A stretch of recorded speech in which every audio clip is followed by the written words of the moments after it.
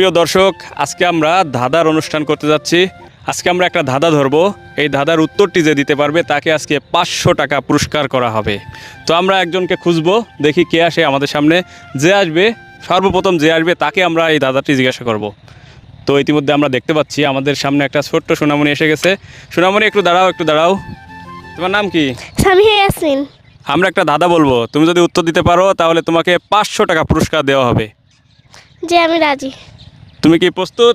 জি। তাহলে আজকে ধাঁধা, যাকে আমি আনতে গেলাম তাকে দেখে ফিরে আসলাম, সে যখন চলে গেল আবার তাকে আনতে গেলাম। এই ধাঁধাটির উত্তর কি হবে? 10 সেকেন্ড টাইম, যদি পারো তাহলে 500 টাকা পুরস্কার।